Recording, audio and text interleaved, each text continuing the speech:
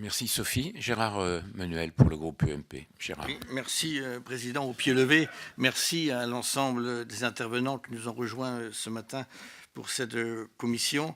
Rappelez qu'à l'origine, ces produits sont destinés à protéger les espèces végétales cultivées, généralement pour en améliorer les rendements, en repoussant ou en éliminant les nuisibles, les parasites, les plantes concurrentes ou nuisibles.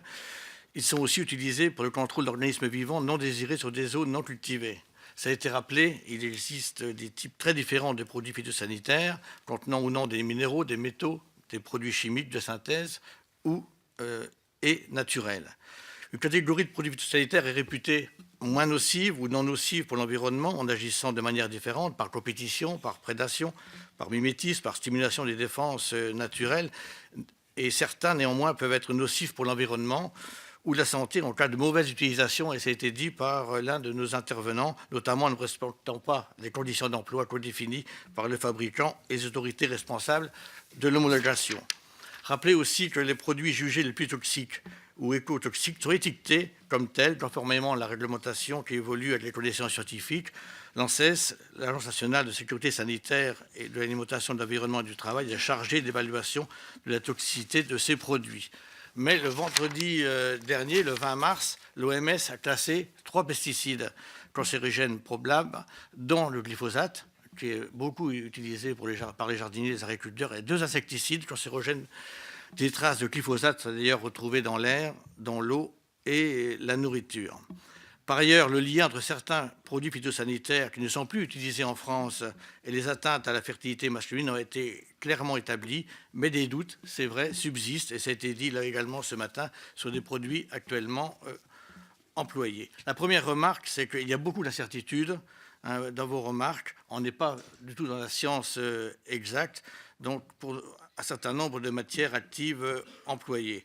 Le deuxième point que je voudrais souligner, ça n'a pas été évoqué, est-ce que les plantes génétiquement modifiées pourraient être une solution même partielle pour l'emploi ou la diminution de l'emploi des pesticides? Je pense notamment à nos voisins, je l'ai déjà dit en commission, mais espagnols, allemands, italiens, belges, concernant la production de pommes de terre, utilisent une plante génétiquement modifiée, une pomme de terre OGM qui s'appelle Fortuna, et ce qui limite à 3 passages l'emploi de fongicides sur ces pommes de terre. Rappelez également l'évolution des tonnages utilisés concernant les produits phytosanitaires en France. Ils étaient de 120 000 tonnes en l'an 2000, ils sont 63 700 tonnes en l'an 2012. On est au 4e rang des utilisateurs mondiaux en quantité absolue. 90% sont utilisés dans l'agriculture et 10% sont utilisés dans le non agricole, la voirie, les SNCF et également les jardiniers.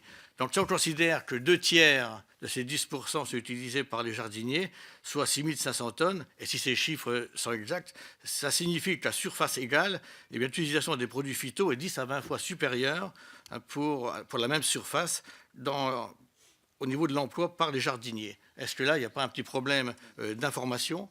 Si on compare notamment la formation et également les recommandations qui sont faites aux agriculteurs par rapport aux jardiniers, et lorsque l'on va notamment dans les jardineries où on voit des produits phyto en grand nombre qui sont exposés sans contrôle, est-ce que là il n'y a pas un petit problème d'information concernant l'ensemble des jardiniers, notamment un décalage à ce niveau-là? Un autre point, je voudrais rappeler concernant le tonnage, est-ce que la tonne qui est employée est une unité qui est pertinente concernant l'utilisation des produits phyto et la consommation au niveau national.